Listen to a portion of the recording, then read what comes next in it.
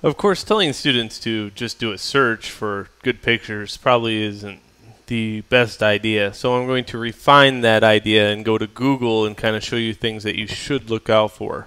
What you're looking for is a term called like maybe stage lighting, professional lighting, dynamic lighting, those terms right there. And what I would do is in Google, do not go like this.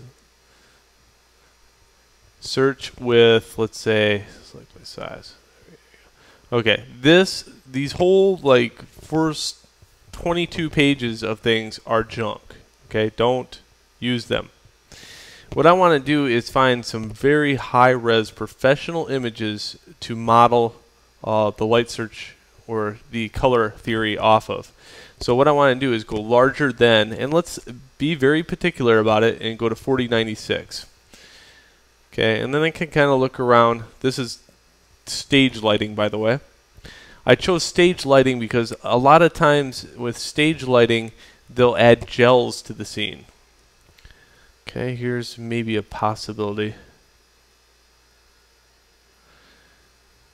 And it doesn't have to be, you know, the most gorgeous actor or actress or anything like that. It doesn't even have to be an organic person. It could be just the fact that there is a colored light source being draped upon an object. Okay, in this case, yeah, that's very cool. Look at the light is coming from above. Okay, here's my mid-tone range. I got some shadows in here. Do I have any rim lights? No, because there's nothing coming from the back. But I do see a little bit of a rim light coming on to the right here. See how bright her hands are turning out. Okay, so if it's not the head, let's say the head in this picture is, you know, a really shiny surface. So maybe I don't want to use that because that's a shiny material. If I want a material that best represents, you know, a flat object, I can use the fingers because they're not so oily. So his fingers are a good representation of that. It's got some stuff going on, and here's my shadow region, here's my bright region. This stinks of a bad photo though, but it is really hard to capture lighting the correct way when taking pictures of a stage.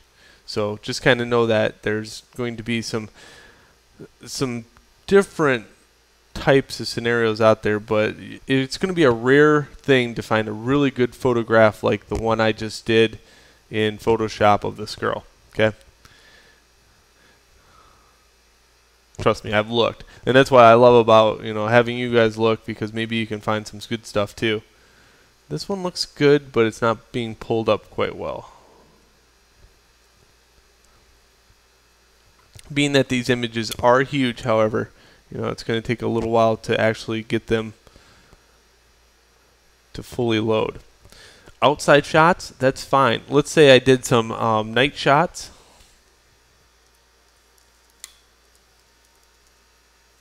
Night photography. A lot of time in night photography, you'll have a wide open shutter. And what will happen then is it'll take and pick up some of the dynamic properties of the light itself and cast them onto the surface.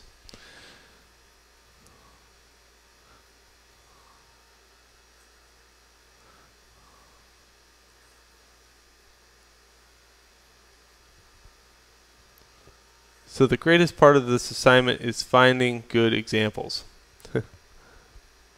Trust me, they're out there.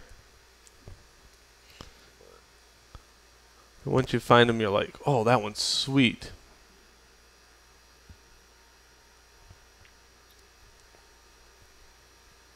I even like this moonshot. It doesn't have the perfect tones in it. You know, it doesn't have really good color because there's no color on the moon. But what I really like is this backlight that's appearing. So, and the subtle shadows that it's appearing here on this material. So when you do your ball, you know, if you were doing something like this, I would pick a material, his spacesuit, and then try to get this bright hot white light, and then go all the way down to a lighter gray, and then build a background that kind of represents that light source. Alright, so that's just what I wanted to do, is kind of walk you through your searching what you're kind of looking for, make sure you're getting the right resolution of images, all that good stuff. Here's a really good picture.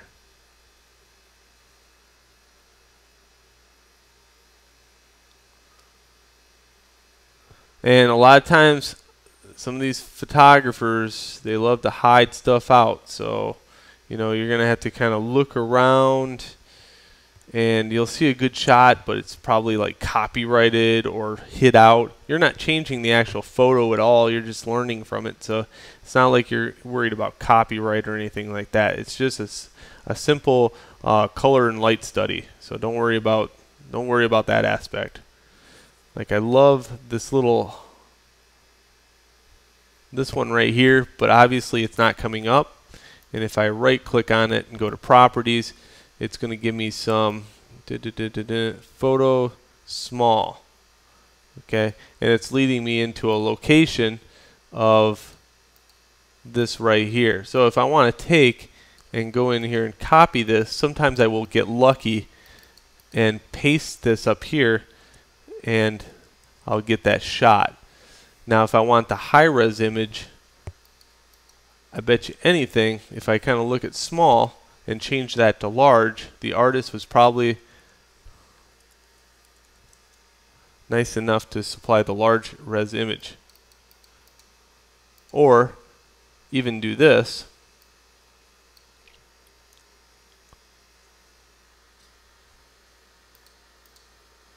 And start weaning this back.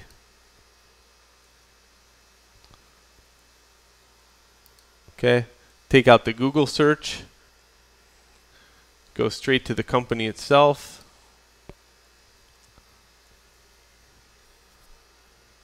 and it looks like dead end. Okay, but that's just things that I kind of like to show people to get some really good shots. All right, enjoy the lesson, and hope that helps your image searching capabilities.